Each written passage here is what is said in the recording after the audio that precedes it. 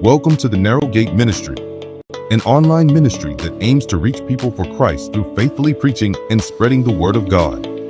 Because narrow is the gate, and constricted is the road that leads to life, and there are few who find it.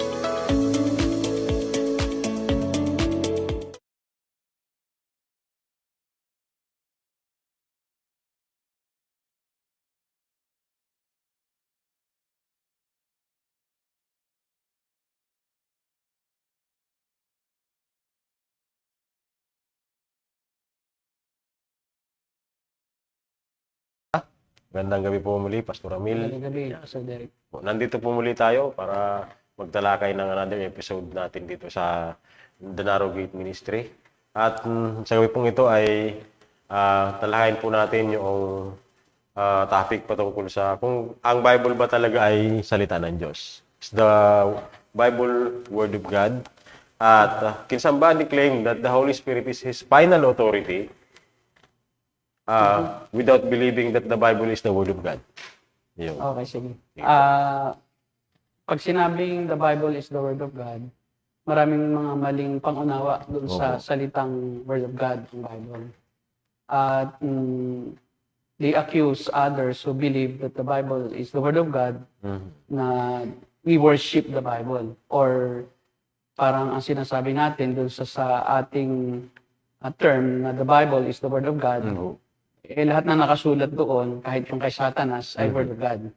Kaya doon nagkakaroon ng problem na inaakala nila na yung mismong sinabi doon sa loob ng Biblia, ng mga salita ng tao, salita ng asno, ni Balaam, salita ng mga false prophets, salita ng nila Korah, diba?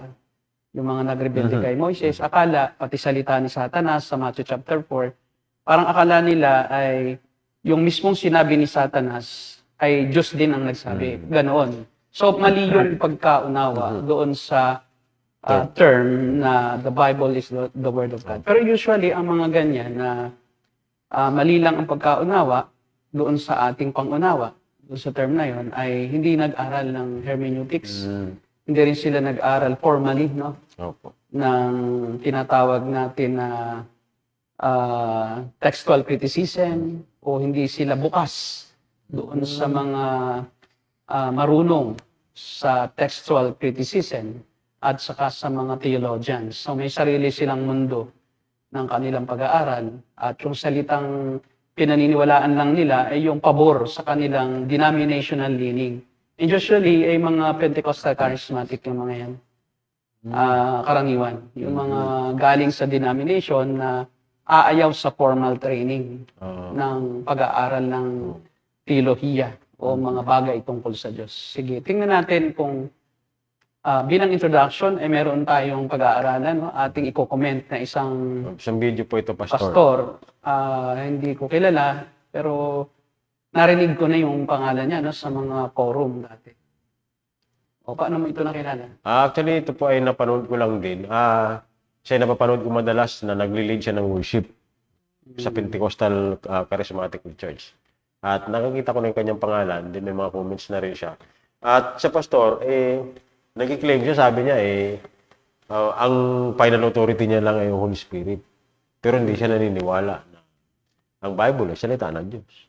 So, ito po yung mga video clip na tingnan po natin, pastor. Panoorin natin kung ano yung kanyang view patungkol dyan.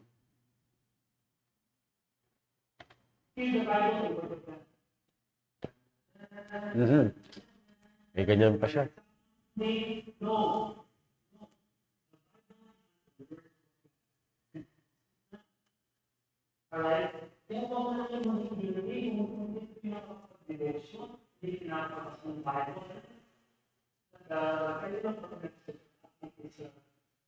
Ayun. Tingin mo na, bro. So, yun po. Kaya wag daw tayo magigilty kapag di nakapag-devotion. Kasi hindi naman talaga Word of God yung Bible. Yun lang sabi niya. Mali. Extremist ito, no? Extremist dahil para sa kanya, pati yung pag-aaral ng Word of God ay hindi dapat gawin. Kasi ang term na devotion naman ay yan ay term ng mga naniniwala doon sa pwede nga nilang makausap o marinig ang tinig ng Diyos through the Bible. Parang at sila rin ay nakikipag-usap sa Diyos through prayer. Opo. So may ganoong view no, na sa evangelicalism na manalangin ka, yun ang pakikipag-usap sa Diyos, at magbasa ka ng Bible, magsasalita naman sa iyo ang Diyos. Okay. Pero Parang ganun. tingnan natin, no? Qualify natin yung kanyang sinabi na hindi daw ang Biblia salita ng Diyos. Ngayon, tingnan natin kung anong sinasabi ng salita mismo ng Diyos. Opo. Tingnan natin sa ikalawang Timoteo 3:16 hanggang 17. Tingnan natin yung mismong sinasabi ng salita ng Diyos tungkol sa kanyang sarili. Kasi it's better to consult the Bible itself kasi hindi naman siya Diyos eh. Para magsabi siya na Opo. ang Bible hindi salita ng Diyos. Tingnan natin mismo yung salita ng Diyos. Tingnan natin kung ano yan. Sabi po dito sa 16, all scripture is breathed out by God and profitable for teaching, for reproof, for correction, and for training in righteousness, that the man of God may become complete, equipped for every good work. Kung anong sabi ng salita ng Diyos tungkol sa kanyang sarili. Sige. Sabi po ay all scripture is breathed out by God. Okay, ang lahat ng kasulatan referring to the Old Testament, Bible yon. Bible, kasi pag sabing Bible, composed of two books. No? The book of Old Testament books, at saka New Testament books. No? So, maraming libro ang Biblia, pero may tinatawag tayong mga lumang tipan o mga aklat sa lumang tipan. At yun ang primarily tinutukoy ni Paul. So given na sinasabi niya, nakasama nga yun no, sa Word of God, ang mismong patotoo ni Pablo sa kasulatan, no, tinutukoy ay ang lumang tipan, bagamat wala pa kasing yaring bagong tipan noong panahon yun. No? Kaya technically, sabihin na lang natin na okay, yung lumang tipan. Pero Word of God din, dahil tinatanggap din natin salita ng Diyos yun generally. So anong sabi ni Paul? Ang lahat ng kasulatan ay hiningahan ng Diyos. At doon sa English breathed out by God. At pag sinabing hiningahan ng Diyos, sa ibang translation ay inspired, no? Inspired by God. O sa ibang translation naman, kinasihan ng Diyos. Tama. Tagalog, kinasihan. Sa madaling salita ay lahat ng kasulatan na isinulat ng mga propeta at ng mga iba pang mga patriarka tulad ni Moises, no, ng mga leader ng Israel, ay ito ay hindi galing sa kanila, kundi sila ay giniyahan. No? Sa ibang salin kasi yung kinasihan, giniyahan. Alam mo yung sail. Kung mayroon kang sailboat, yung tawag dyan, layag ay pinapupunta o ginigiyahan o ginaguide ng Diyos sa pamamagitan ng banal na Espiritu. No, yung sinusulat nila upang pumunta sa kung ano yung gusto niyang puntahan. No, lahat ng salita na gustong ipasulat ng Diyos ay kanyang ipinasulat para ang maisulat nila ay matawag na kinasihan ng Diyos. So, sa madaling salita, ang Diyos ang author. Bagamat may tao na nagsulat, ang Diyos pa rin yung nasa likod nila. Dahil kinasihan sila eh. Ngayon, tingnan natin yung sinabi ni Pedro tungkol sa salitang kinasihan, no? O doon sa pag-guide o paggiya ng Diyos at ng banal na Espiritu doon sa mga nagsulat. Paano ba nagsulat ang mga propeta? Sa 2 Pedro 2:1. Pakibasa. Sabi dito, 1:21. 1:21. 2 Pedro 1:21.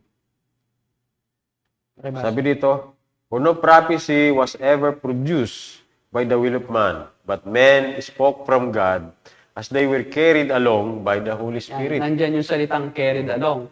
Doon sa salita, kinasihan, hiningahan. Carried Sa kay ano naman is carried along. Yun yung layag. No? Habang nagsusulat ang mga propeta, ang sabi ni Pedro ay hindi galing sa kanila, yung kanilang isinusulat, kundi isinulat nila iyon sa pamamagitan ng pag-guide o pag-carried along o pagdadala sa kanila ng kanilang isip at puso at ng kanilang mismong karunungan, hindi sa kanilang sarili, kundi sa pamamagitan ng banal na Espiritu. Kasi po, Pastor, ano po? Malinaw naman yung sinasabi talaga ng Bible. Pero sabi niya, magkaiba daw po yung revelation at saka yung inspiration. Yung revelation daw, mismo sa Diyos nang galing. Okay. At yung inspiration daw, ano lang, na-inspire lang siya. Diba? Si Paul, na-inspire lang siya. Okay, para natin ma-determine bakit ganun ang kanyang pananaw. Meron kasi siyang theory na pinapanigan. Kasi may 4 na theories ang pagkasi o yung pagkasulat ng Biblia, teoryas o pananaw tungkol sa inspirasyon o paano nasulat ang Biblia. Una, yung kanya yun. Yung tinatawag nating neo-orthodox view of inspiration. So sa kanya, ay ayaw niyang maniwala na ang mga nakasulat dito ay kapahayagan ng Diyos o mismong galing sa Diyos. Bakit? Ang kanyang pinaniniwalaan ay ang banal na Espiritu ang direktang magsasabi sa kanya Exactly po yun. ng mga salita ng Diyos. So ang pananaw na yan ay yung neo-orthodox view. At ang neo-orthodox view of inspiration ay binibigyan din nila yung pagiging transcendent ng Diyos o yung pagiging malayo ng Diyos sa tao na hindi siya po pwedeng basta lang maunawaan kung hindi niya direktang sasabihin. Kaya yung Biblia, hindi ito direktang sinasabi niya eh. Kasi bakit nakasulat lang ito? Kailangang marinig niya. At itong neo-orthodox view of inspiration ng Bible ay kalat na kalat talaga sa mga Pentecostal charismatics. Kaya nga sila naghihintay, no? Naghihintay sila ng tinig na darating sa kanila. At sa kanila ay nagsasalita ang banal na Espiritu. Diba yun ang pananaw niya na may tinig ang banal na Espiritu. Yun yung sinasabing still small voice na naririnig nila sa kanilang puso at isip. Matindi to. Ang problema ng ganoon ay kahit sarili mo na, hindi mo madidetermine kung iyo pa ba yun o baka yun ay sarili mo na o baka yun ay demonyo na. No? Kasi very subjective kasi yung naririnig mo lang. Tama po. Kasi pwedeng ikaw ay pagpakitaan ng panlilinlang ng Diablo at sabihin ng Diablo, ako si Kristo. At sundin mo. Kasi sinasabi niya, dahil daw sa Bible, maraming naligaw. Hindi po. Marami pong naligaw dahil sa limit doon sa tinatawag na orthodox view, kagaya ni Joseph Smith. Yun ang view ni Joseph Smith, kailangan marinig ko. Ano ang nangyari? Dahil sa ayaw niyang maniwala sa Bible. O nagkaroon ng Mormonism. Kaya mas maraming kulto ang nanggaling doon sa pananaw na neo-orthodox na hindi mo makikilala ang Diyos kung hindi mo siya talaga direktang maririnig. Ang tinig. Sino-sino pa? Si Kibuloy, narinig niya ang tinig ng Diyos. Ayaw, ang Biblia, hindi yan inspired kay Kibuloy. Ang inspired siya mismo. Dahil siya na ang Diyos. Matindi po. So mas marami na naging kulto doon sa kanyang pananaw na neo-orthodox na hindi sila nagagayda ng Bible. Wala sa kanilang dogmatism. Opo. Na ito yung sinabi ng Diyos, hindi niya kukontrahin yung sinabi niya. Kasi ganito kung walang nakasulat na salita ng Diyos, ano ang magiging basihan mo ngayon ng comparison? Na kung yung sinabi ng iyong narinig, o kung sino man iyan na narinig mo, kung yan ay demonyo man, o anghel ng demonyo, o radyo lang yan, o panaginip mo, o ikaw ay nag-hallucinate, o ikaw ay nalasing ka, tapos nag-imbento ka na, gaya nila Joseph Smith, no? Na may sira daw, no? Di umano ang ulo at nakakarinig siya ng mga tinig at kanyang inangkin na yun ay sa anghel ng Diyos galing.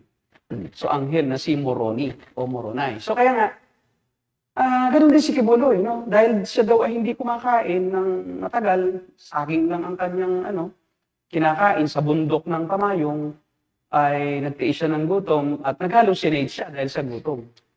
At kinukusap siya ng Diyos Ama at sinabing, sinusugo kita. Tatahanan kita ang iyong katawan. At sa bundok na ito, itatayo mo ang bagong Jerusalem. Kaya pala tinayo niya dun eh.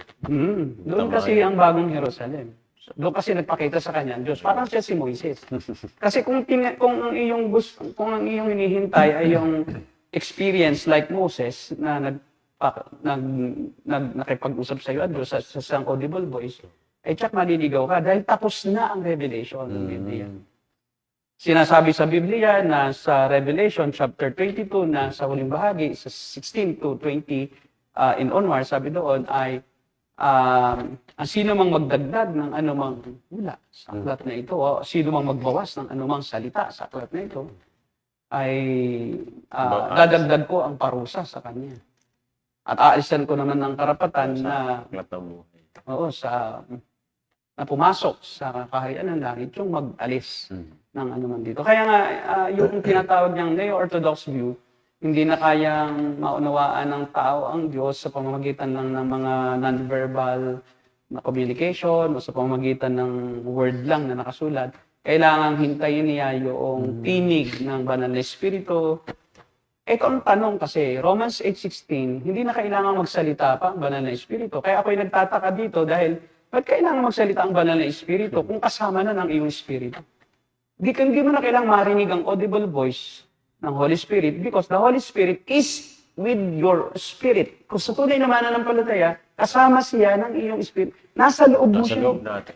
He doesn't need to speak to you audibly because He is telling us the Word of God, the meaning, or He's explaining to us the meaning of the Word of God through illumination. Habang binabasa natin ang Bible, nasa atin ang banal na Espiritu, siyang nagpapaunawa sa ating isipan noon. Hindi na pwedeng magsalita pa siya kasi nasa loob eh. Kung nagsasalita pa ang banal na Espiritu sa'yo, nasa labas siya, hindi ka ligtas. Yun Yun ang implication noon. Pakibasa mo, Romans 8:16. Nasaan ba ang banal na Espiritu? Nasa labas ba? Kailangan pa ba niyang magsalita? Sa isang tinig na naririnig ng tenga mo? O siya mismo ay kasama mo? Sabi po dito, sa Romans 8:16, the Spirit Himself bears witness with our spirit that we are the children of God. Bears witness. Siya nasa atin. Sa ibang salin ay, ang banal na Espiritu ay kasama ng iyong Espiritu. Yun. At siya ang nagpapatunay sa atin na tayo'y mga anak ng Diyos. Mayroon po Sa ibang salin. Sa Tagalog ba dyan, Brother Arjun? Sa Tagalog, tingnan mo, sa ibang salin. Ano yan? English? Anong translation yan? ESV po ito. ESV. Yun. Ayun o. Ang Espiritu. Ang tinanggap ninyo ay ang Espiritu. Okay, di ba? Ang nagpapatotoo, ay ang Espiritu ang nagpapatotoo Kasama ng ating Espiritu. Bakit kailangan magsalita pa sa iyo? Kasama Ay, ang ng banal na Espiritu nasa akin. At ito nga ang nagbibigay sa akin ng kapangyarihan makapangaral. Dahil kung hindi sa banal na Espiritu nasa akin, hindi ko kayang maunawaan ang katotohanan ng salita ng Diyos at mga katuruan ng Diyos. Dahil ang banal na Espiritu, kung wala ang isang tao, hindi niya maunawaan ng Diyos kahit magsalita pa kung sino man yun, hindi nagsasalita ang banal na Espiritu eh. Sa loob eh. Sa labas eh. Tingnan ninyo. Sa 1 Corinto 2, 11 hanggang 14. Napakalinaw. Opo. 1 Corinto 2. 1 Corinto, Tagalog katapos ba? ng Roma. 1 Corinto 14. 2. 11, 14, hanggang 14. Tingnan niyo. Okay? 11. Maganda, no? Sa verse 11. For we know, dito mo na sa Sige. English. For we know a person's thought except the spirit of that person which is in him. So also no one comprehends the thoughts of God except the Spirit of God.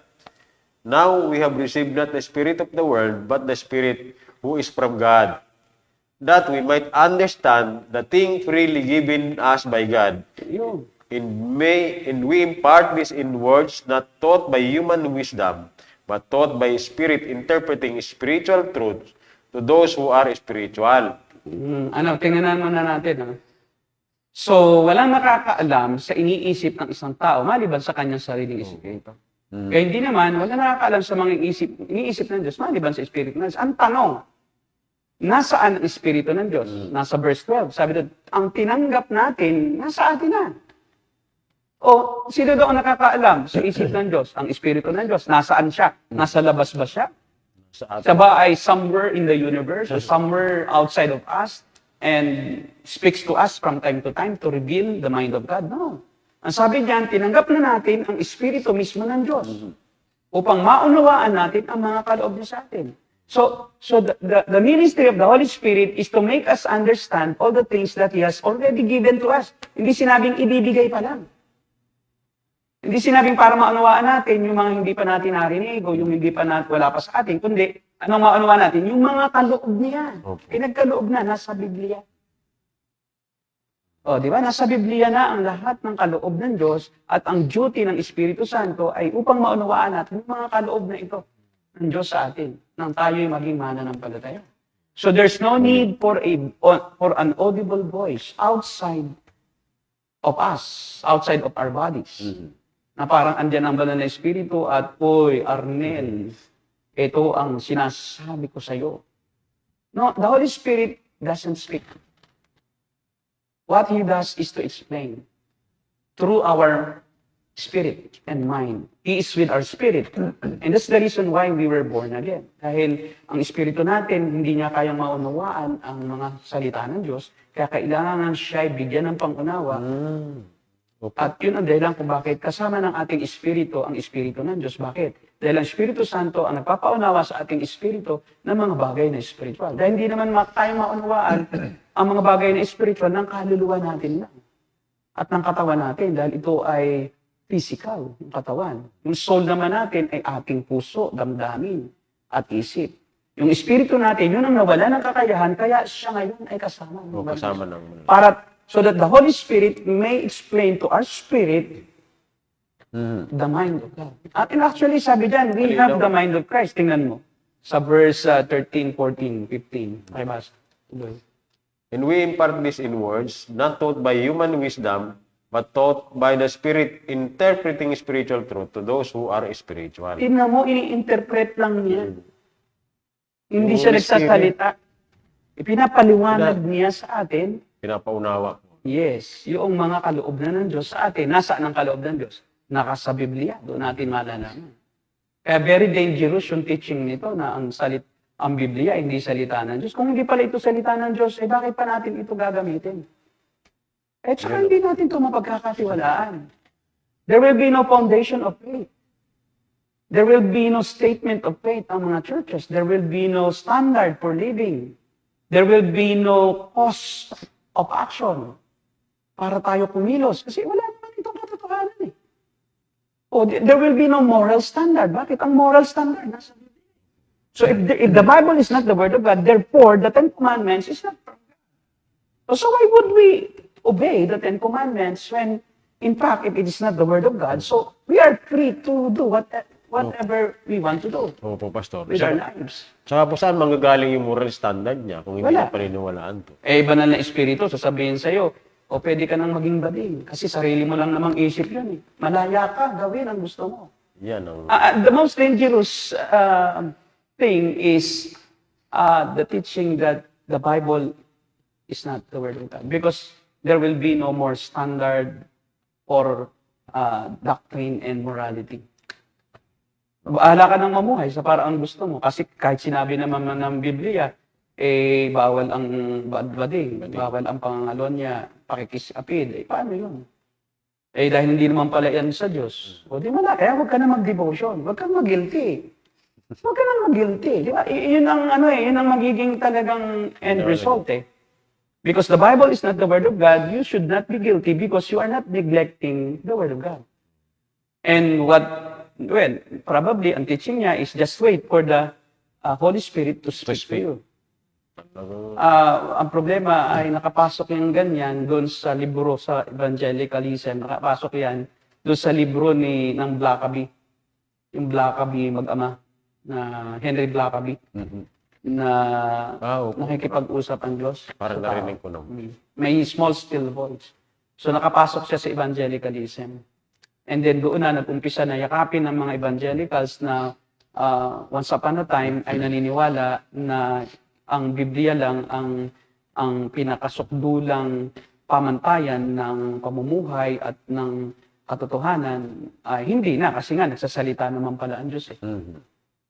So you can hear the voice of God. So therefore, hindi sapat ang Biblia kasi ang Diyos pala naman pwede pa rin namang magpahayag sa atin ng direktahan. Bakit ka pa naman magtiwala dito? So, po, Pastor, hindi mangyayari po niyan ako. Ay, nangusap sa akin, may sinabi sa akin ng Diyos kanina. Ibig sabihin, may mas authoritative ka na kaysa dito. Na nasa Bible. So he is a Pope in the making. Naku po. Because the Pope is, when the Pope speaks ex cathedra, meaning in the position of being the leader of the church, being the head of the church, anything that he will say is word of God. Kung sabihin ng Pope, itong gusto ko, pagawa. Nasa ex cathedra siya, nag-i-speak siya as sa kanyang opisina bilang Pope. O di gagawin na ng lahat. Kaya nga nagkaroon na ng deviation yung culture, yun ang culture at saka yung tradisyon ng tao ang mas pinapaniwalaan ng mga Katoliko kaysa sa salita ng Diyos. Bakit? Yung Pope kinausap ng Diyos eh. At siya na rin nga ang Diyos sa laman. Siya ang vicar of Christ. So, di ba? He is the Christ in the flesh. So therefore, whatever he teaches is God's word. So therefore, if the word of the Pope contradicts the word of God, then they will obey the Pope because he is God himself. He is the vicar of Christ. And the Bible is secondary only to the Pope. Ganon din si Arnel Cadillina. Yun ang pinupuntahan niya, neo-orthodox view. And very dangerous. Magiging mayabang ka na ba? Kinausap ako ng Diyos, gawin mo. Si Kibuloy, yan ang nangyari, di ba? O magubad ka, bakit? Ang Diyos ang hihipo, huwag kikibo. Di ba? Ayaw mo, magiging anak mo. Anak ng Diyos. Son of God. Magiging apo ng Diyos. Bakit siya hindi kumikilos? Bakit yung mga tao na manipulate? Dahil Diyos yun eh.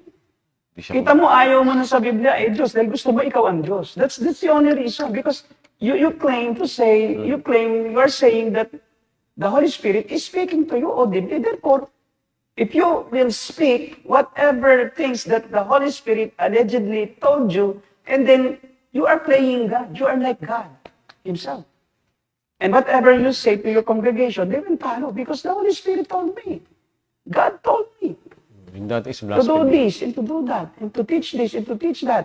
The Word of God is not God. No longer relevant na. It's irrelevant. I'm relevant because I'm the one being spoken to by the Holy Spirit. So it's no longer relevant. I'm relevant because the Holy Spirit speaks to me audibly. Therefore, believe me, don't believe God in His Word. Di ba, yun ang inuuwian yan eh. Opo. Pakinggan pa natin kung talagang gusto niyang sabihin.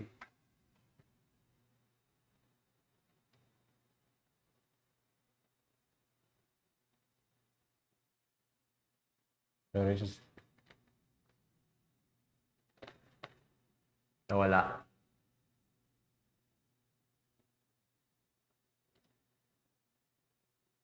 Kapatid, see, number one, nowhere in the Bible is it said or implied that the Bible is the Word of God. Okay? As a matter of fact, the Bible is not even in the Bible. Yung salitang Bible, wala po sa Bible. Okay? Scriptures referring to the Word of God never refer to the Bible at all. Kaya yung mga scripture po na sinasabi, the Word of the Lord, the Word of God, the word that came from God, hindi po ito necessarily, ito po yung Bible kaagad. Kasi pag in-equate natin yung Word of God sa Bible, mahirap po, medyo confusing yan. So, yun po yung goal natin ngayon. Bakit? Even yung Bible po ay hindi nagsasabi na yung Bible ay Word of God. Hindi sinabing, Kaya nga, hindi nga siya nag-aral eh. Hindi Yung niya Bible alam. naman talaga, tawag lang sa mga scrolls. Hindi naman talaga tinatawag na Biblia ang Bible nung unang panahon. Nung pagsama-samahin na, kasi ang Biblia, ibig sabihin, many books. Biblos. So, Biblia. Biblos singular sa Greek. Biblia is plural. Di ba? Kaya nga, ang ibig lang sabihin noon, maraming aklat. Hindi naman, isusulat ba ng Biblia sa sarili niya, ito ang maraming aklat. At sinabi ng maraming aklat. At sinabi ng isang aklat, Biblia, di ba? Biblos ang aklat, di ba? Sinabi ng maraming aklat. Talaga yung word na Biblia. Dahil Hindi naman talaga pati Greek ang Hebrew eh. Parang sa Soriano din po ito eh. Greek ang Biblia. Paano mababasa sa Hebrew yung word na Biblia?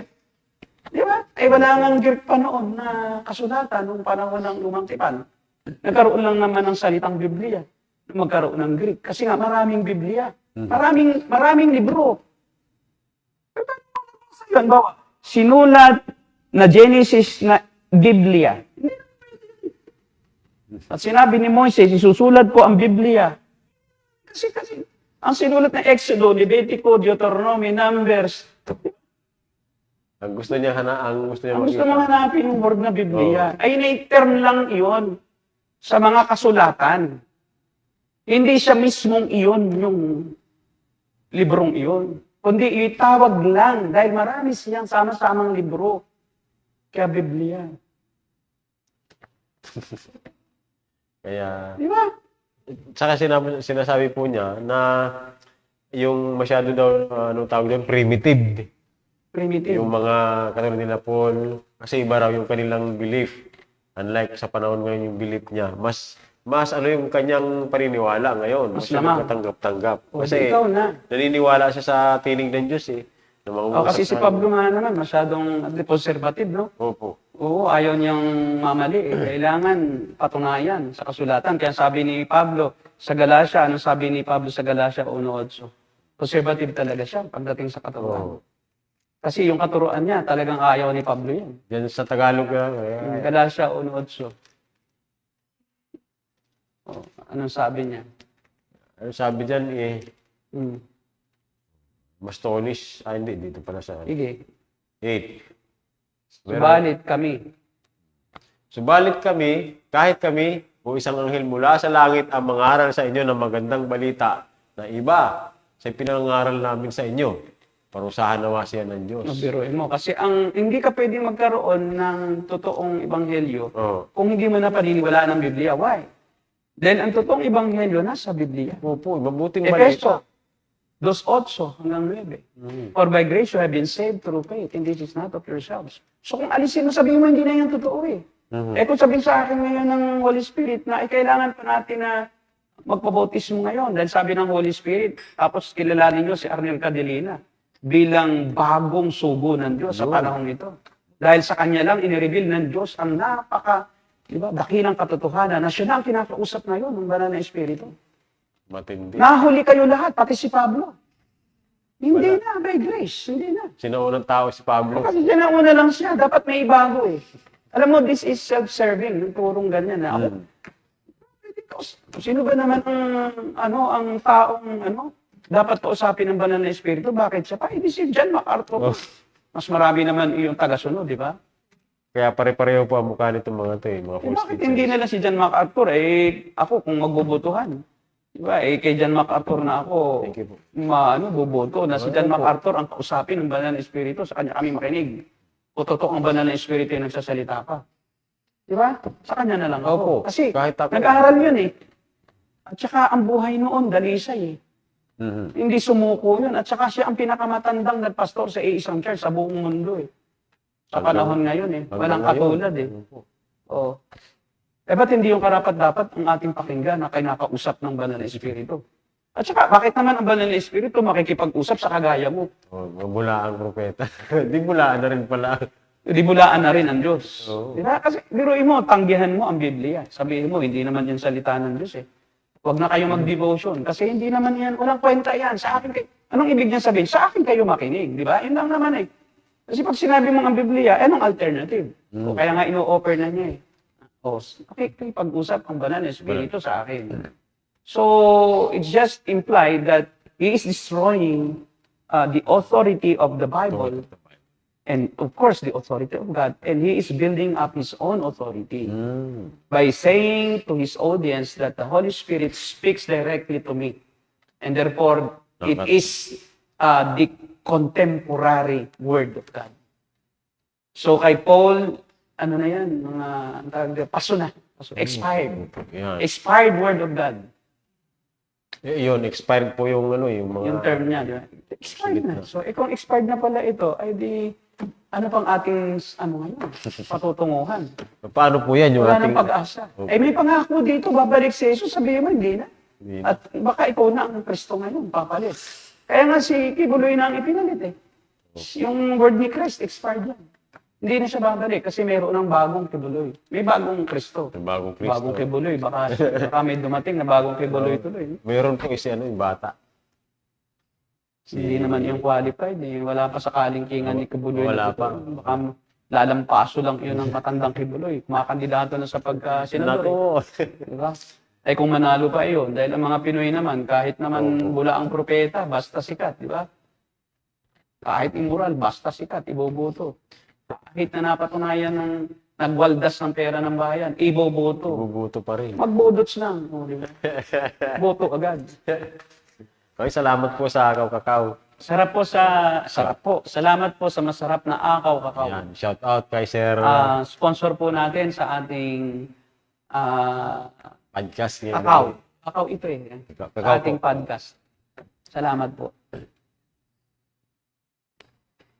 Okay? Pero pa ba tayo diyan? Tingnan natin, no? Para ma-refute natin. Marami yata yung video na yan, no? Mahaba po siya pero konti lang po yung kinuha ko kasi At ano tinignan pa? ko sa bandang Meron pa huli ba? halos ganun-ganun lang din eh. Ulit-ulit lang, di ba? O, yun ang expired. Paulit-ulit. Wala na siya yung masabi. Oo, kasi nga, wala namang masabi ang banal na espiritu sa kanya. Oo. Mag-iimbento pa siya. Di ba? Mag-iimbento pa siya ulit. Sige, tingnan natin. kung ano. Ulit-ulit na yun.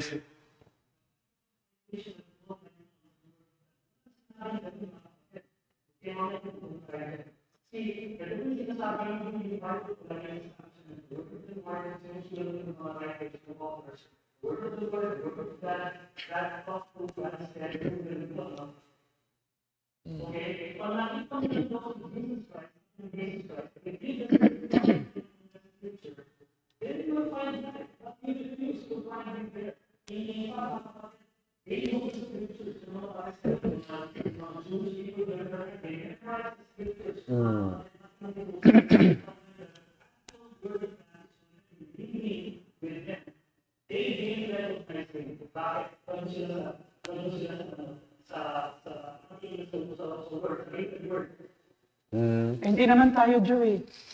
Ba't mo kami sabihin kami ng Pharisee? Kami nga kalaban ng Pharisee. Tayo, pinapalagay niyang Paris tayo. Hindi kami yun. Wala pa kami noon, panahon yun. Di ba, ang sinasabihan ng Panginoon Kristo, di naman kami. Kundi yung mga Pharisee na ayaw siyang tanggapin, kami tinatanggap namin siya.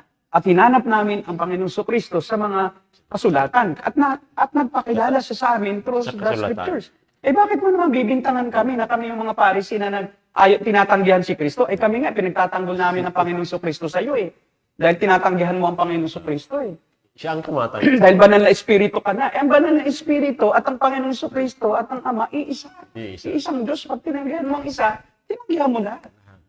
At sino ang Holy Spirit ang iyong pinapaniwalaan na nagkasasalita sa labas ng tenga mo? Eh, hindi naman ganun ang banal na espiritu ng Biblia. Iba yan. Kasi dapat yung ministry ng Holy Spirit na sinasabi mong ministry niya na nagsasalita outside, di ba, your own body, sinabi mo, naririnig mo, audible voice. Audible voice. Ay, hindi yun ang banal na espiritu. Nakatakot. Kasi ang banal na espiritu nasa amin na. Wala pa sa iyo. So, yun ang problema, wala ka pa yata talaga. Wala pang... Kasi bakit hindi naman kailangan natin makinig dahil kasama na eh. Ano sasabihin mo? Di ba? Kaya may Eh, ini-explain ng Holy Spirit yung Word of God. explain ng Holy Spirit. Yung mga Pharisee, hindi nila nakita yung si Jesus Christ doon mismo sa law. Kasulatan. Yun ang sinasabi. Huwag mo kaming ibintangan. Tayo nakita natin, Pastor eh. Oo, eh. Siya. Kay biro mo sa Isaiah nga nakita namin 53:6 o 53:4 hanggang 6. Di ba? Kanya-kanya na pinataw ng Diyos ang parusa na tayo na siya dapat. Tingnan mo, ano? Yan yung hindi kayang unawain ng sinasabi mo na hinahanap nila ang Diyos sa kasulatan, ang tagapagligtas, binaliwala nila. Pero kami nakita namin. Huwag mo kaming bintangan, no? Naniniwala kami dyan, no? Tayong lahat ay nagkanya-kanya ng lakad para mga tupang naligaw. Ngunit pinataw ni Yahweh sa kanya ang kaparusang tayong dapat tumanggap. Yan ang tinatanggihan ng mga Pariseo. Di ba? Sa Mika 5:2 o Tayo nakita tinatanggihan din nila na may Bethlehem na doon isisilang ang isang tagapagligtas. Tingnan mo, Ephraim. Micah 5:2.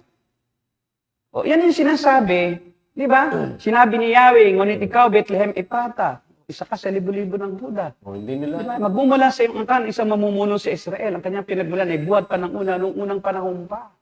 Yan ang hindi nakita nila. Kami naniniwala na si Jesus yan.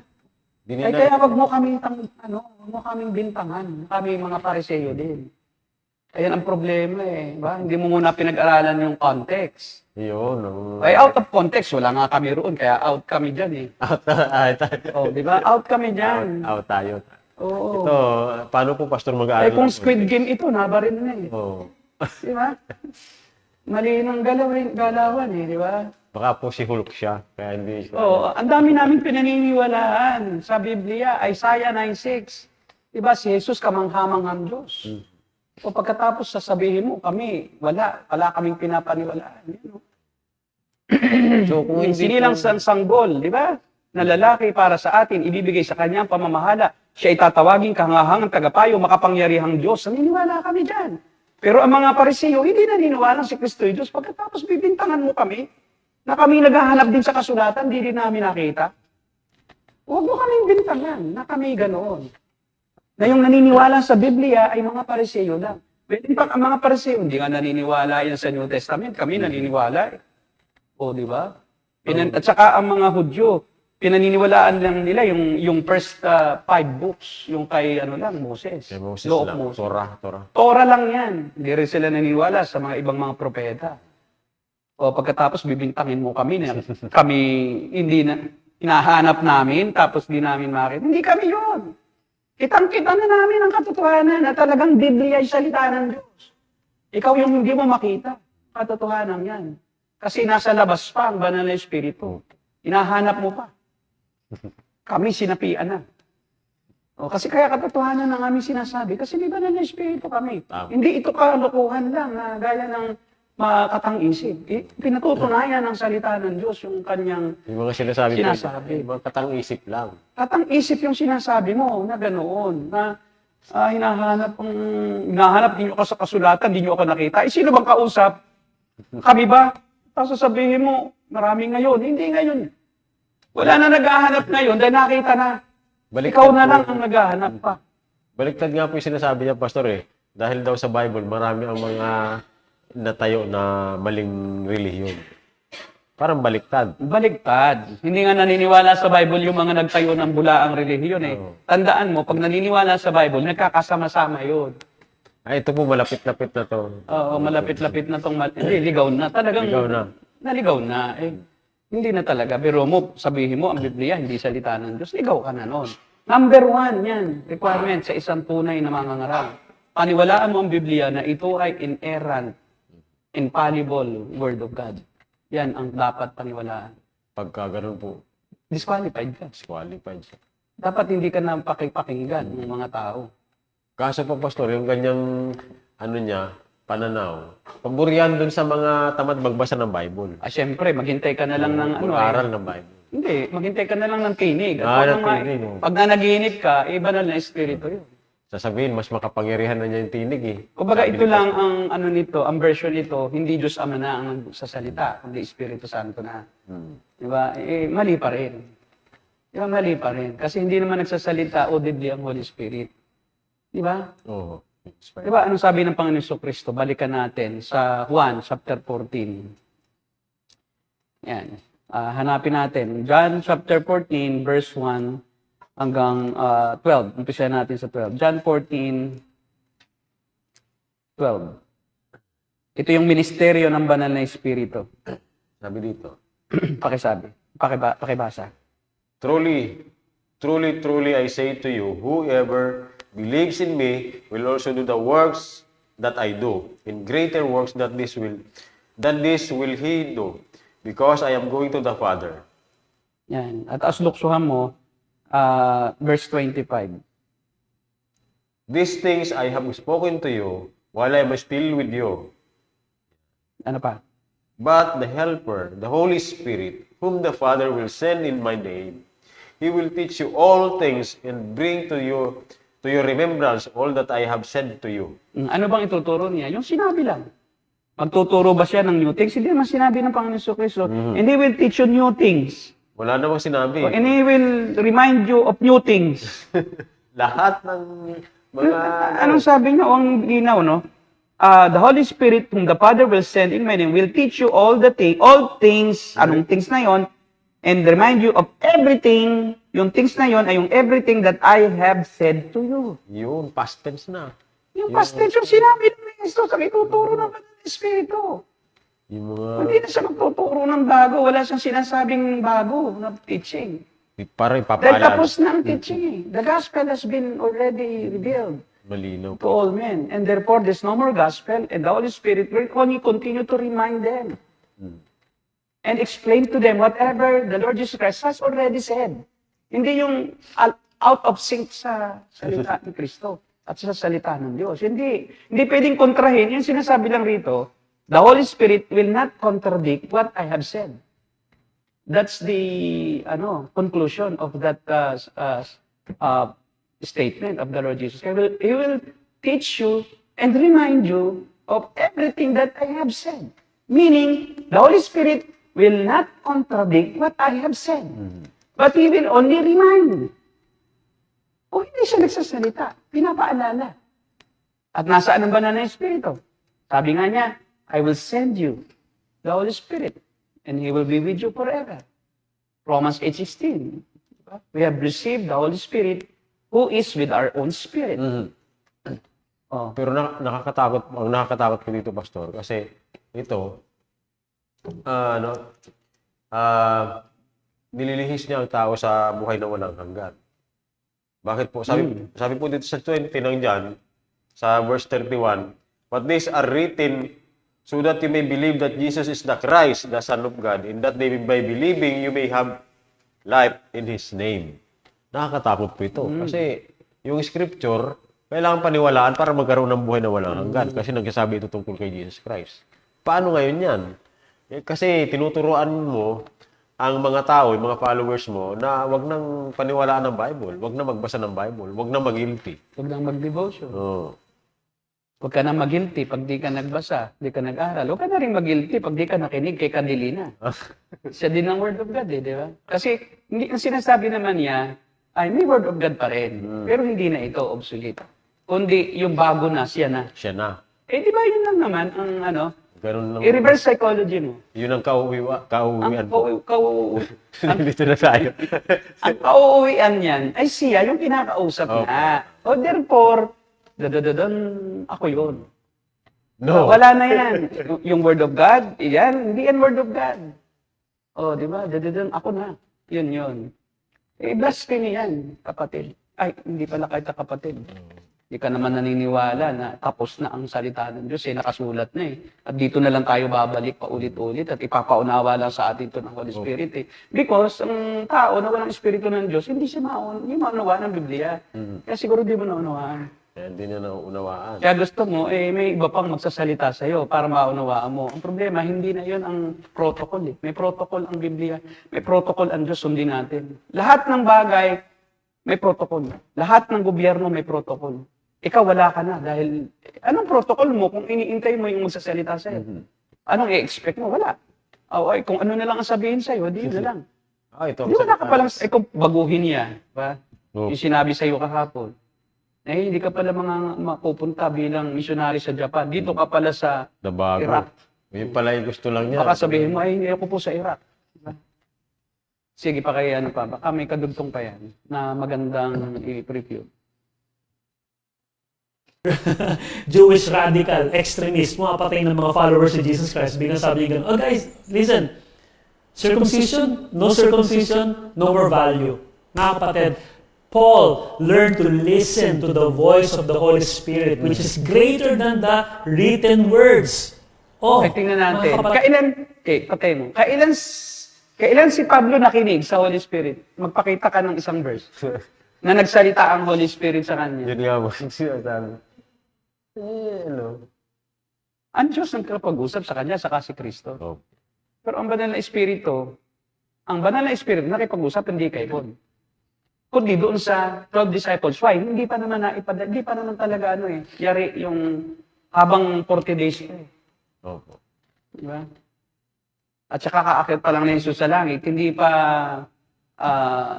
naka-tailor yung gawain ng Holy Spirit na siya'y magsasalita lang through the scriptures. At saka pa, Pastor, Si Pablo, hindi yan kinausap ng banal na Espiritu. sabi niya, hindi raw siya naniwala. Mas nakinig siya dun sa tinig ng Holy Spirit rather than listening sa written. Pero may sinabi si Pablo mismo doon sa Timothy, Para ba sa mga sinabi?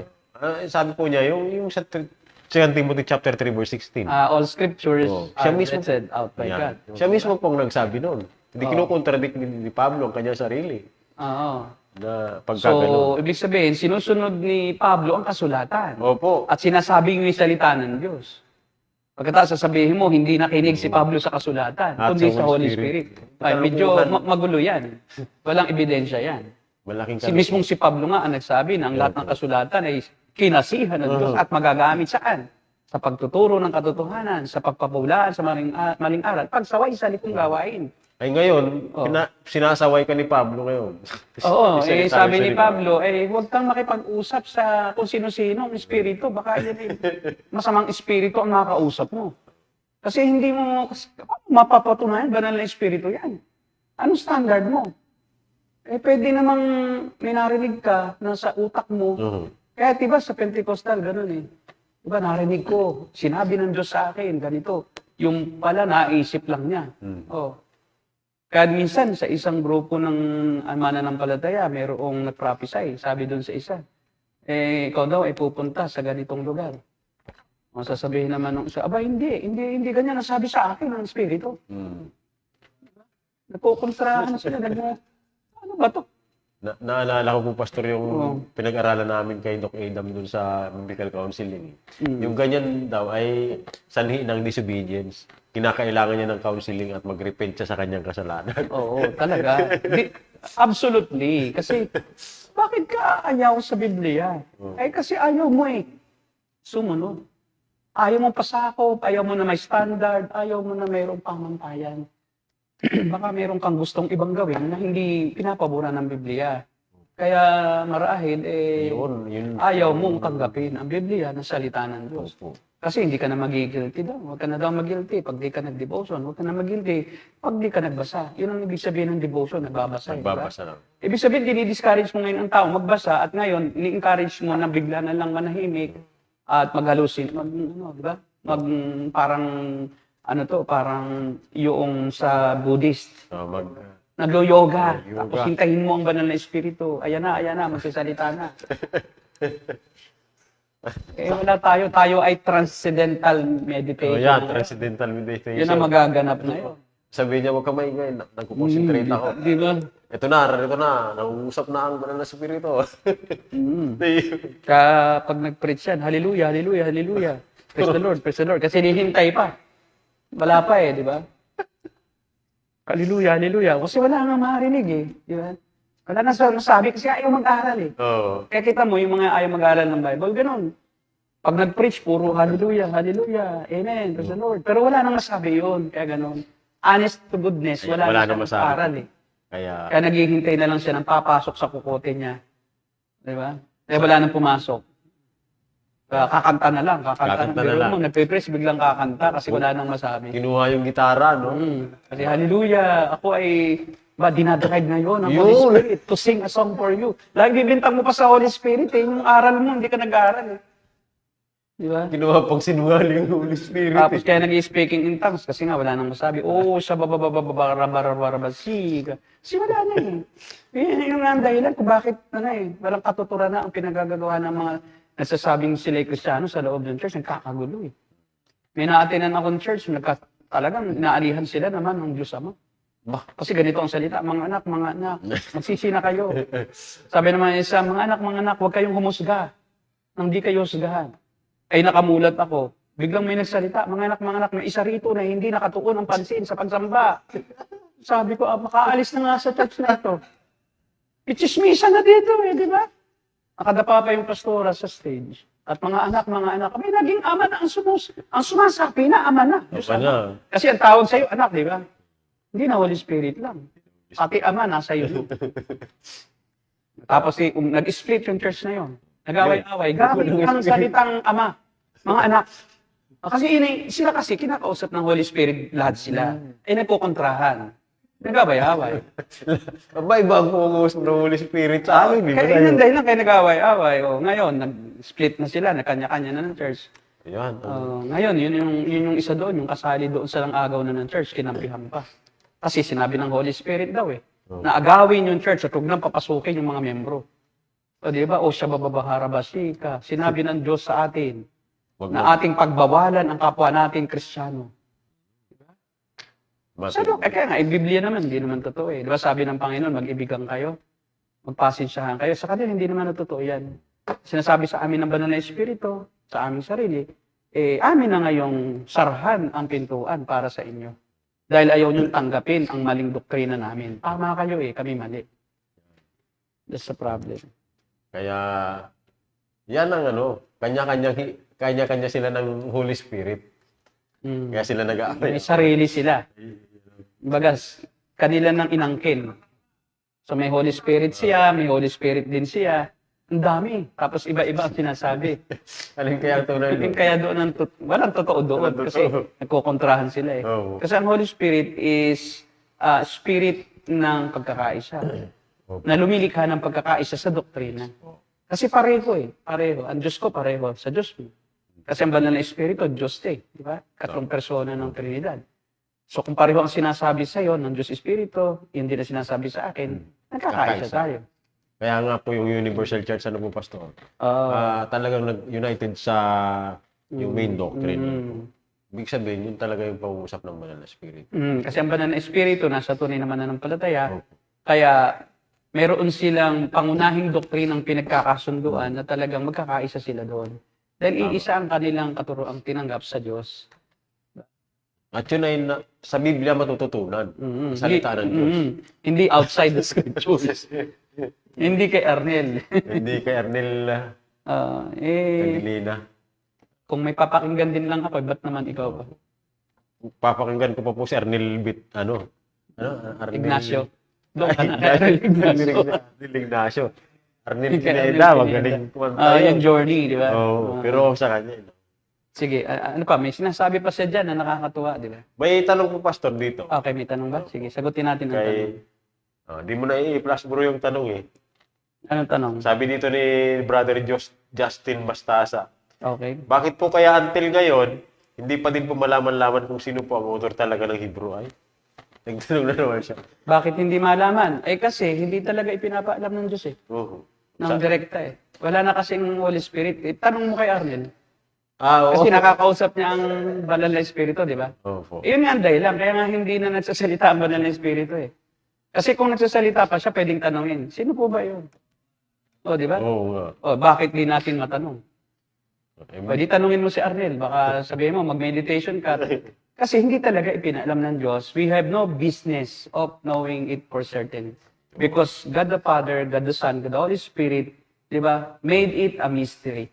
Therefore, if the Bible doesn't speak about something, we don't speak about that thing.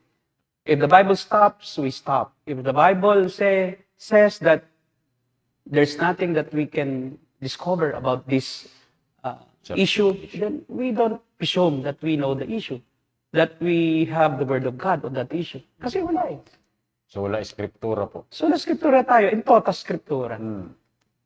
Ibig sabihin, yung buong Scripture lang. Hindi yung hindi kasali, hindi pwede. So, kasi sabi po niya, Pastor, bibliolatre daw yung natin. Kasi, yan, katulad niya, may Bible tayo. Ayun, yun ang isang mali niya. Kasi pag sinabing Word of God, ang tawag po dyan is, not necessarily na this is God. Na this is God. No, this is just pages of written word. This is paper. Di ba? Papel lang ito, pwede nga sunugin ito Walang effect sa atin kahit sunugin mo yan ang may power dyan, kung ano yung nilalaman ito. But the paper itself can be burned. Kasi yung iba kasi talagang parang sinasamba ang Biblia, di ba? Pero lang hindi nasunog na Bible. Talagang naglimala. Ito siguro ay kakaiba, may power. Hindi po, walang ganon. Ang Biblia, hindi yan pinanggagalingan ng kung ano mang nahimalang mga bagay, pagpapagaling. Yung iba ginagawang unan no, sa ulo, pagka may sakit ang ulo. Saka pag nagre-review, dahil tamad mag-review, yun ang iunan mo na lang, di ba? Bihira. Bahala na ang Panginoon. Hindi ganoon po. Pag sinabing ang Biblia ay salita ng Diyos, ang ibig nating sabihin ay ang bawat salita na kasulat sa Biblia ay pinahintulutan ng Diyos isulat ng mga manunulat. Dahil mayroon siyang layunin sa salitang iyon. Tama. So bawat salita, verbal, lahat, plenary, ayan ay salita ng Diyos in a sense na yan ipinasulat ng Diyos para maipakilala niya ang kanyang sarili sa tao upang magsilbi na siyang instrumento upang maipaunawa sa atin ang kanyang karakter, upang malaman natin kung ano ang kanyang kagustuhan sa ating buhay. At lahat ng yan ay salita ng Diyos dahil ipinahintulot ng Diyos mapasama sa mga aklat na kanyang ginagamit para ang tao'y makatuto na sinasabi ni Pablo na lahat ng kasulatan kinasihan ng Diyos upang magamit sa pagtuturo ng tamang aral. Upang magpabulaan sa mali at magtuwid ng likong gawain. Upang tayo ay lumago sa ating Matrain tayo. Paano ka lalago? verbal plenary inspiration. Hindi ibig sabihin yung salita ni Satanas sa Matthew chapter 4 na sinabi niya kay Jesus na kung talagang ikaw ang anak ng Diyos, magpakihulog ka dito o sa tuktok ng templo dahil sinabi sa salita ng Diyos na ikaw ay alalayan ng Diyos upang kahit hindi ka man lang matitisod kahit Sabato. Hindi ibig sabihin yung salita ni Satanas ay mismong word ng Diyos yun. Hindi si Satanas yun eh.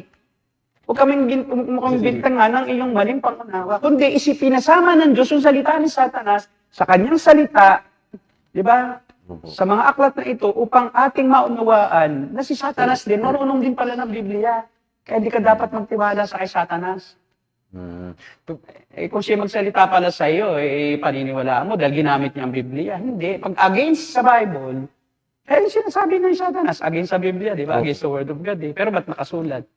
Dahil pinahintulot ng Diyos, isulat yun. Yun ang ibig sabihin na lahat ng kasulat ay kinasihan ng Diyos, pinahintulutan isulat. Kaya ito'y salita ng Diyos. In a sense, lahat ito ay sa Diyos galing. At sa pahintulot ng Diyos. Hindi ibig sabihin, sinamba na namin ang salita ng Diyos. Wala pong matinong Kristiyano na sumasamba sa Bible. Aba, yung po talaga idolatry, bibliolatry. Hindi naman ganun. Hindi po Sinasamba ganun. namin yung sunula. Yung nga pong Bible namin, minsan nababagsak si Adam Tyson, Pastor Adam Tyson nga, ibinagsak lang din. Wala namang di ba kanyang ibinaba dahil mas mahalaga yung sasabihin niya. Kung yun ay bibliolatry, di, baka mamay. Banalit. Hinuhugas-hugasan pa yung tak ng Bible, sobra na. Dala-dala pa kahit sa sabungan. Diba? Nasira ka, manalo. Ay, nako po. Ina-idolize. Meron ganyan na sinasambang Biblia, pati sa sabungan, dala-dala. Ina-idolize po, ano? Oo, ina-idolize niya. Dahil yun daw ay parang may power. Hindi po kami ganon. Hindi po. Mali ang iyong pangunawa sa aming pangunawa. You are misrepresenting us. That's the problem of your teaching. You are misrepresenting those people who are actually not worshiping the Bible, but only recognizing the Bible as the Word of God, the source of all authority from God in teaching and life. Di ba? Mayroon pa ako pastor na nabasa dati. Isang author na sabi niya doon sa mga nag-o-object na ang Bible ay Word of God ay sinabi nga noon mga yun hindi mayroon na yung salita ng diablo Ang sabi po nung sumulat ang kanyang defense sinabi ng Diyos, salita ng Diyos yan, pero alam mo ako katulad ko sinabi ko yung kanyang sinalita. So ibig sabihin sinabi ko yun. Pero salita niya. Parang ganun po yung nabasa ko. Tama po kaya yung ganun yun? Hindi rin. Kundi yung talagang pagkasi.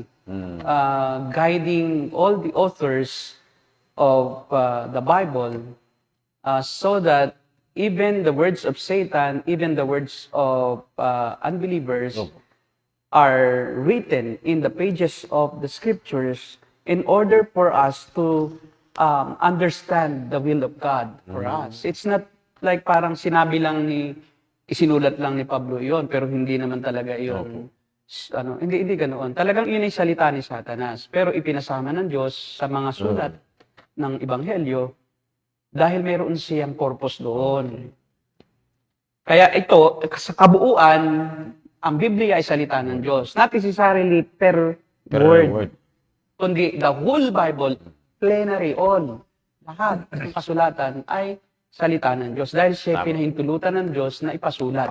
Therefore, siya ay sa Diyos din. Galing. Kasi kung hindi pinahintulutan ng Diyos, may palagay ba doon yung salita ni Satanas? So yun po ang meaning talaga. No? Yun talaga. Verbal plenary inspiration of the Scriptures. Yun talaga ang meaning ng verbal plenary. Hindi yung parang specific lang na bawat isang salita. Sa Diyos lahat. Hindi. Diyos nang galing. Kundi pangkalahatan. Lahat ng ito ay tinasihan ng Diyos. Kaya ito'y tinatawag na ang salita ng Diyos. So, sana natututo si Sana mapanood mo to, Pastor Arnel Cadilina. Para Ano pa? Meron pa ba siyang kadugtong? Last? Baka meron pa siya. Baka may tanong. Last na siguro yan. Di ba sinabi ko, you know what guys, I considered everything I learned from my religious past all garbage. Hindi lang po garbage, basura, it is all dung, dumi, pupo. Alright? Dumi ng tao. I consider it dumi, dung.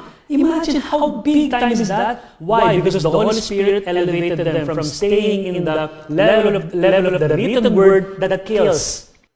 Kunaw ko po yun. Ayun po yung mga Parisi nga. Kasi nga, ang pinapatungkulan ni Pablo, nung siya Pariseyo pa, na lahat ng aking natutunan, lahat ng aking meron ako, kayamanan, kasikatan, edukasyon, titulo, yung aking pagkatao bilang isang Roman citizen, yung aking pagiging lawyers, kautusan ni Mo, ayon sa kautusan ni Moises, lahat ng ititinuring ko na, danga.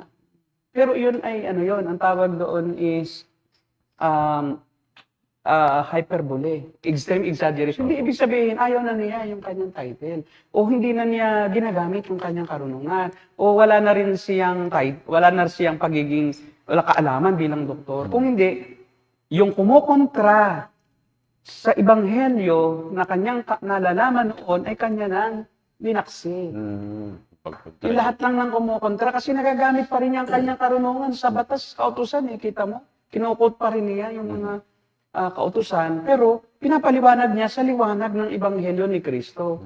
Hindi ibig sabihin na si Pablo ay ayaw talaga sa buong kautusan ng Diyos. Maling-mali iyon. Maling-mali ang kanya. Ay si Pablo nga ay sumusunod nga sa kautusan pero hindi siya napapaalipin doon dahil pinalaya na siya doon sa sumpa noon.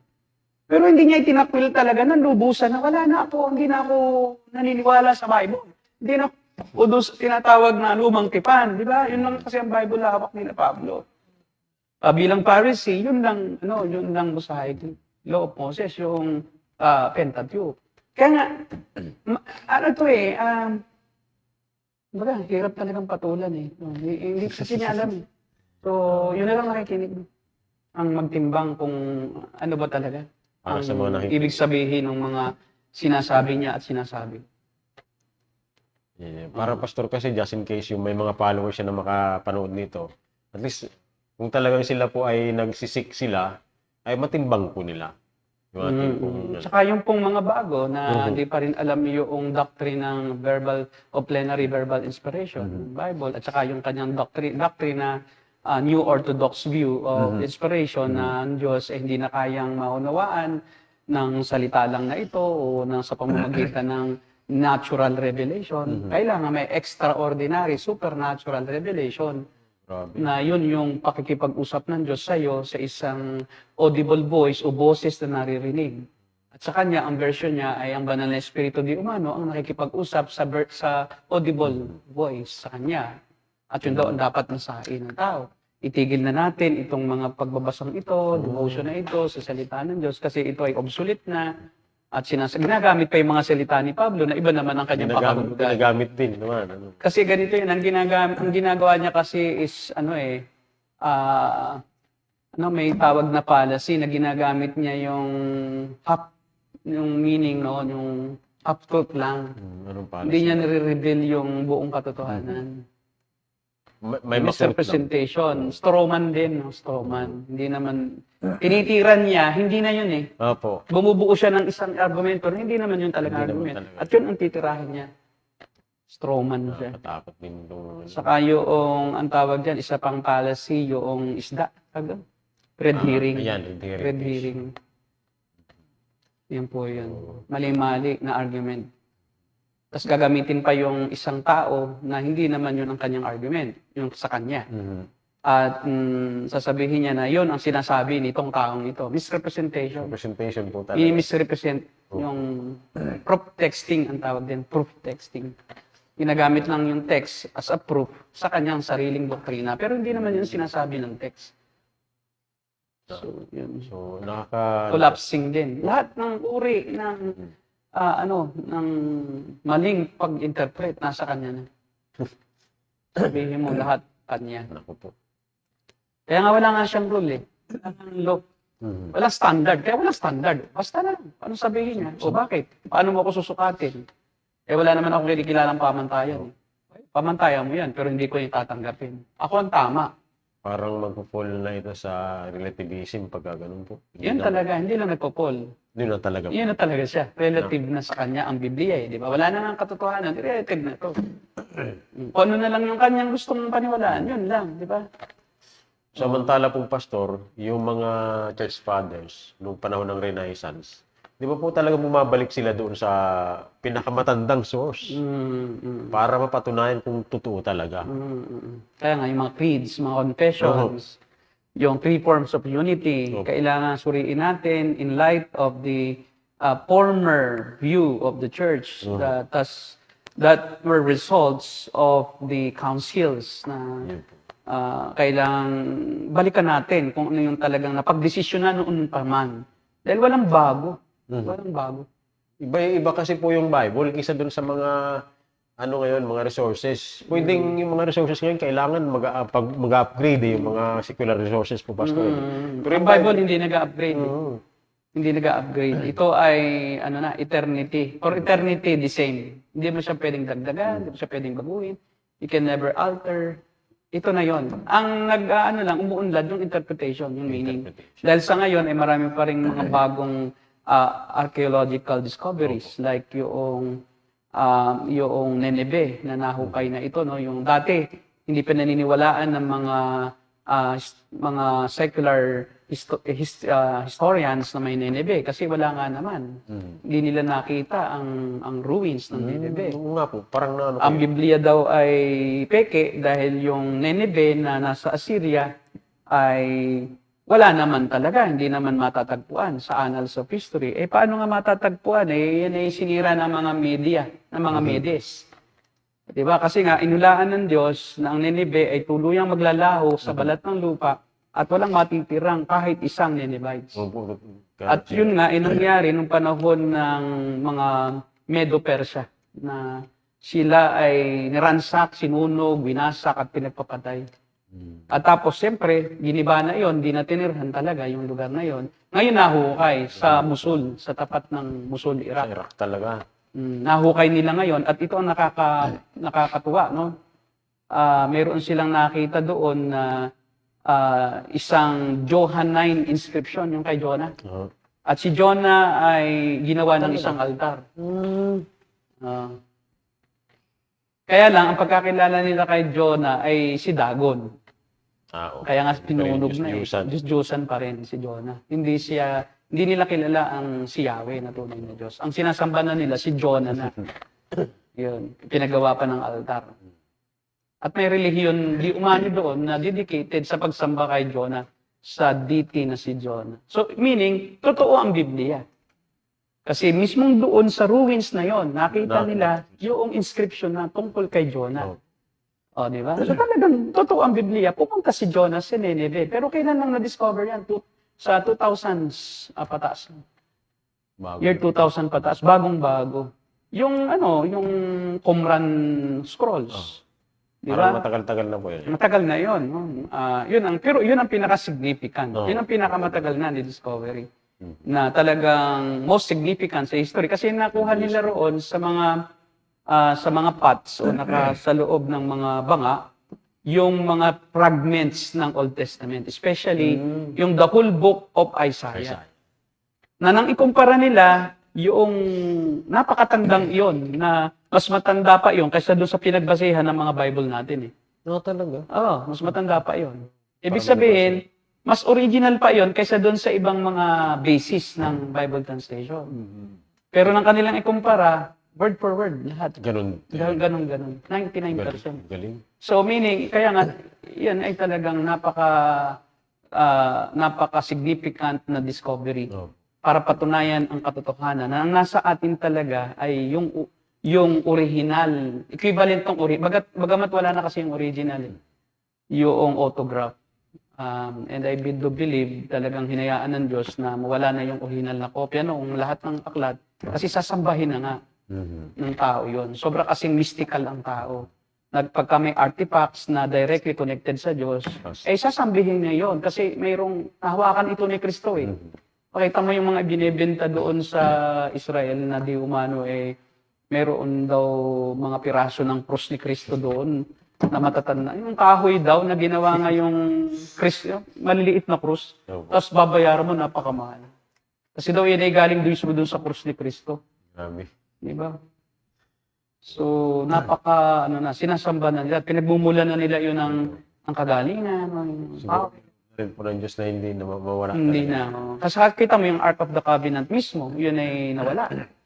Yung original na artifact na yun, yung mismong ginawa ng mga Levites, sila Moses. Talagang hindi na yun nakita. At ang hinala nila, maraming haka-haka na nung ransakin ng mga Babylonians ang Judah, ang Jerusalem at ang templo ay dinala sa Babylon. Meron namang ibang haka-haka na noong ang Babylonia ay winawasak ang templo ay itinago sa ilalim. Pero namang haka-haka na maaring matagal nang nawala nung panahon ni Solomon, yun daw ay kanyang iniregalo doon sa reyna na dumalaw sa kanya. Diba? So maraming makahaka. Pero I believe that it was taken up by God to heaven along with all the original scrolls. It is preserved by God. And it's now in the heavenly abode of God. Naroon mismo. Even yung mana na symbol ng provision ng Diyos habang sila nasa ilang. Kasi ang art nawala yun eh. Wala silang nakuha man lang na ebidensya na. Wala. Kaya ang mga ang meron lang ay yung tinatawag natin na replika. Gumawa sila ng replika. Ngayon. Kasi meron naman pong pagkatapos na sunugin ang templo noong ng mga Babylonians, diba? Bumalik yung pagsamba. Gumawa sila ng replika. Siguro ang base nila, mga description po sa Bible ang pinagbasihan din. Kaya lang, even yung replika na yon ay nasunog na rin maari noong AD 70. Nang sunugin naman ng mga Romans ang templo sa Jerusalem. Opo. So kaya ang Diyos talagang ayaw niya na sambahin ng tao yung kanyang mga nilikha kahit na direktang siya pa. Kaya nga, I do believe din, kalooban ng Diyos na mawasak yung tapyas ng bato na kinasusulatan mismo ng ang sumulat ay Diyos nung 10 utos. So pinahintulutan na rin doon na mabasag iyon para hindi na sambahin ng tao yung bato. No? Sa ang ginawa ni Moises, ang ginawa ng Diyos dahil si Moises ang bumasag sa kanyang galit, hindi siya nakatiis, kanya yung inihagis, ay pinag-ukit ng Diyos si Moises ng 2 tapyas ng bato at siya nang pinagsulat bilang parusa. Disiplina sa kanya ng Diyos. Kaya walang natira. Even yung Garden of Eden, hinahanap pa rin nila kung saan daw. I do believe na ito ay kinuha din ng Diyos. So, lahat ng mga original, talagang ang Diyos mismo ang siyang gumawa. Talagang wala kang makita ngayon. Kasi pati yung mga original na version, yung mismong autograph nila Isaiah, yung nila Paul, yung kanyang sulat, wala kang makikita. Pero ito po, Pastor, mga Masoretic text, mas may original pa dito. Wala. Copies din lang yun. Copies din doon. Kinopya ng mga Masoretes. Hindi yun. Walang original na natin. Even ngayon, wala. Ang meron lang yung matatanda. Yung mga nakuha doon sa Egypt, Alexandria, Egypt. Mga Alexandrian mga scrolls. Yun. So mga pinakamatanda doon nakuha yun. At ang basis ng mga translations ng iba ay yun. Kaya lang, ang problema, limited yung pang-translation. Limited din yung nuance nung matagal na siya. So, hindi siya angkop doon sa talagang modern language. Opo. Yan ang problema. So, hindi ibig sabihin, galing doon sa pinakamatanda, the best na rin yan. Oo. Kasi translated na siya sa iba ring language. Okay. Tinitingnan din po nila yung Kasi merong mga translation, yung majority text. Ibig sabihin, pinumpile nila ang maraming mga translation at pinagkumpara-kumpara. Yun. So, Meron naman na ilan lang ang kinokopyahan yung sa Alexandria, yung mga fragments doon. Kasi ituturing nila na yun ang authoritative. Pero hindi pa rin. Kasi ang translation ay wala ng inspiration. Ang inspired lang ay yung autograph. Original. At sure naman tayo na 99% ng mga naroon sa original ay talagang nakopya. Accurate na nakopya. Kaya ang ating ngayong Biblia na meron tayo ngayon, anumang translation yan, ay galing doon sa kumpleto pa rin na katuruan. Hindi nabawasan yung katuruan. Kaya ang tinatawag natin dyan sa theology ay preservation of the message of the scriptures. Preservation. Na-preserve yung doctrine, yung accuracy. Ang namamali lang ay nag-i-interpret. Kasi yun nga, mali ang paraan ng interpretation. Eisegesis. So they put meaning into the text based on their own interpretation. Ang dapat, exegesis. Getting the meaning from the text. So, yun. Siguro po, i-promote natin. Meron po kami na, bago po kami magtapos, meron po kami ngayon na bagong course sa Puritan Theological College in partnership po with PTS School of PTS College of Advanced Studies. No? Colleges and Advanced Studies. Ito po yung sa Dasmariñas Presbyterian Theological Seminary na ngayon po ay CAD. College and Advanced Studies. No? So, ang pangalan, PTS CAD. Nakipag-work hand in hand po kami, as extension po muna kami, ang Puritan Theological College, ng PTS, kasi po sila po ay credited po ng SHED na ngayon, at hindi lang ng SHED, kundi ng TMS, the Master Seminary. So, ang mga nagtuturo po sa atin, ang ating pong course ay Master of Divinity, na bago course natin in Biblical Counseling, no? Yeah. Ito po ay credited sa PTS, ng SHED, at ng TMU, the Master's University and the Master's Seminary sa California. At credited din po ito ng samahan ng mga Biblical Counselors sa US. Yung Association of Association of Biblical Counselors sa Amerika. At ito po ay isa pong paraan upang ma-meet natin ang need ng mga professional counselors. Dahil meron palang batas na dapat pala ay ang mga government agencies, ang mga private institutions, businesses, ay magkaroon talaga ng counselor na professional counselor services. Professional counseling services. Ang problema, 500 lang pala ang licensed counselor o professional counselor sa Pilipinas as of now. Pero may batas na dapat na magkaroon. So kaya nga we are filling the void ng mga counselors na kailangan ng ating bansa, ng mga professional talaga na counselors, na ang gamit ay Bible. Kaya nga biblical counselors tayo. At ito po'y sanction din ng government. At ang balita ko ay kung mayroong required na units ng counseling na pwede na kahit di ka fully graduated pa sa course natin na Master of Divinity in Biblical Counseling, basta may certain units, tapos nakakuha ka na noon, pwede ka na mag-apply ng license, temporary license for 1 year, pero renewable sa, tawag natin sa, dito sa nagbibigay ng professional license, PRC. Professional Regulation Commission. At pwede mong i-present yung ID mo na yon pag mag-a-apply ka ng professional counseling services o ikaw ay gusto mong maging isang professional counselor sa isang unit ng gobyerno. At yung pala may malaki palang budget yan. Kaya lang hindi nga natatap. At kukuntian nag-o-offer pa. Actually, tayo po ang pinakauna ayon sa director ng Biblical Counseling course sa Master of Divinity and Master of Arts sa PTS ay pinakauna yata ang PTS Opo. na mag-o-offer ng Master of Divinity in Biblical Counseling. Kaya po, you can grab this opportunity na kami po ay meron pong, we are offering scholarship, no? Half of the tuition fee for this semester. Sana ma-encourage po kayo, lalo na yung mga mayroong bachelor's degree. At ang mga professor po natin ay overqualified. Opo. May mga doctorates. Meron po tayong professor na nagtuturo din sa iba-ibang universities. Meron tayong nagtuturo sa PIBIAS, na nagtuturo din sa Puritan Theological College. Ang atin pong kasama sa church ay si Dr. Anacleto Carab, who was the former president of PIBIAS College of Bible. No?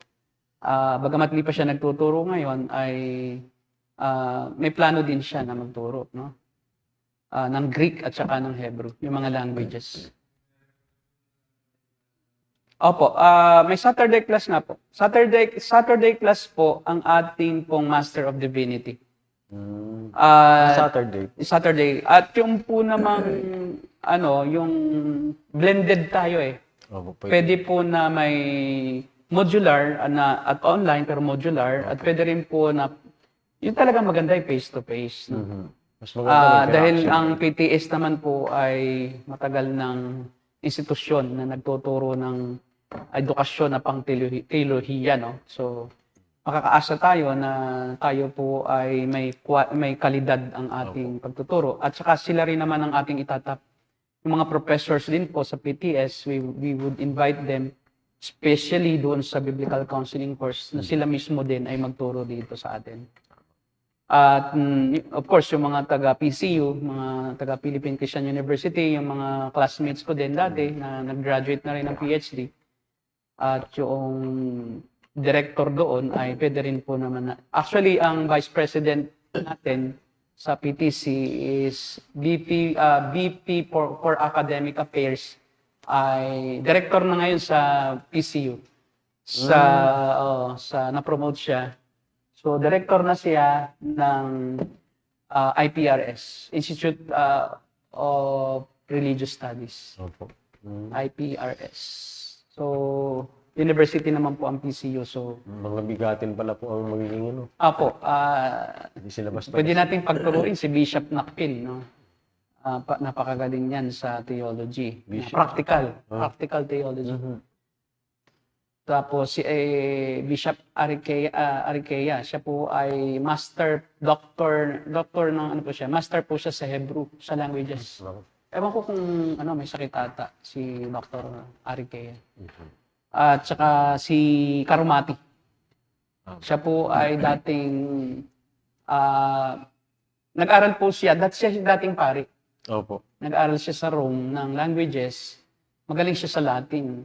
So first, yung Latin, lahat ng languages, foreign languages sa Bible. Aramaic, marunong din ng Aramaic. Na-meet ko po siya sa school po. Si Dr. Karuman. Nakapag-asawa siya ng Methodist na babae na worker na nag-aral din doon sila nagkita. Pari siya, gusto. Kaya in-evangelize siya.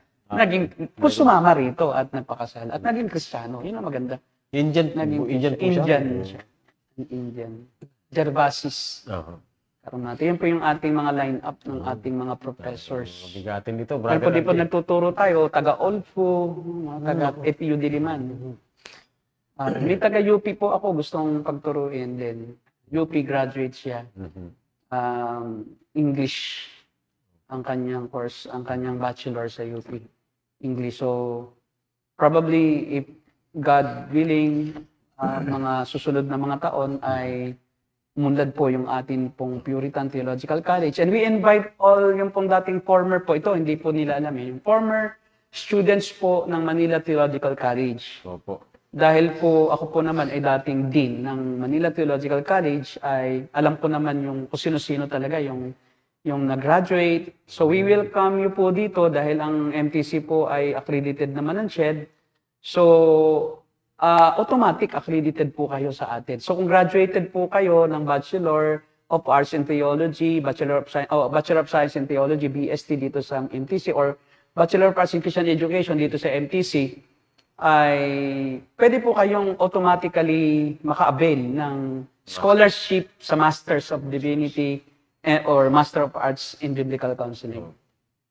So, we welcome you here. Hindi po natin pababayaan yung mga nasimula nila na dati nang nag-aral na mabaliwala yung kanilang mga units earned Sana'y sa Manila Theological College. And we work together for the success of this new institution, Puritan Theological College. Formerly po kasi, yung building ay Manila Theological College, pero naging Puritan Theological College na po ito. Simple. And I'm the president po kasi ng Puritan Theological College. So, welcome po kayo sa amin, 478 Mangga Avenue, na po, along Mangga Avenue, malapit lang po sa The Silk Residences at sa SM Center Point. Opo. So open pa po ang ating enrollment up to next week. Bigyan natin ng time. Kasi pwede pa naman tayong mag-extend. Actually, may mga in-encourage din po ako na mga naging classmate ko dun saan. Mag-ano lang sila ng kanilang TOR. Kung Opo, gusto oo. nila talaga. TOR lang. Maski po doon sa, ano mang school yun? Sa school ko po. Ano dati mong bachelor? AHCS po. Ano? AHCS. AHCS. Asia Asia Harvesters, welcome din po kayo, no? Oo. Kasi yung mga professor naman doon, sila arindain din eh. At I think credited naman ng siya, di ba? Credited na po siya. Nilakad natin yan nun. Actually, may mga nakapasa na po pastor doon na naging teacher na sila ngayon. Yan. So, pwede po kayong mag-masters. Ay, hindi man po ngayon ang professional counselors. Iba po ito sa guidance counselors. Opo, iba po. Hindi iba, po iba. yun. Ang guidance counselor ay mga, bachelor lang yun. Yung professional counseling course, ay yun po ay mas mataas at pwede kayong ma-promote kung makakapag-avail po kayo. Tama po. So, we welcome you here po sa Puritan Theological College at gayon din po sa ating pong Sola Scriptura Christian Church. Meron pong nagtanong sa atin sa Narrow Gate eh. Sa ating The Narrow Gate page, nagtanong kung saan daw ang ating church. So, baka nanonood po kayo kung sino yung nagtanong, no? Kasi sinagot ko kanina na ang aming pong church ay located po sa 478 Mangga Avenue, Sampaloc, Manila. Malapit lang po ito sa Silk Residences or Santol. Santol. Lakad na po ito, walking distance. Or kahit bumaba kayo sa mismong tapat ng mini-stop, ng stop and shop. Tapos lalakad lang kayo across. From pag kayo nasa stop and shop, across, tawid kayo, and akyat lang kayo, 100 meters lang, more or less, away from, sa Magsaysay Boulevard. Yun po, salamat, Pastor Derek. Maraming salamat po. Muli, hanggang sa Thursday muli po. Bagong episode. Pastor Romel, maraming salamat po sa Maraming inyo. salamat din, Pastor Derek. Pasamantala po kayo mamaalam sa inyo. At God bless po sa bawat isa. God bless you all.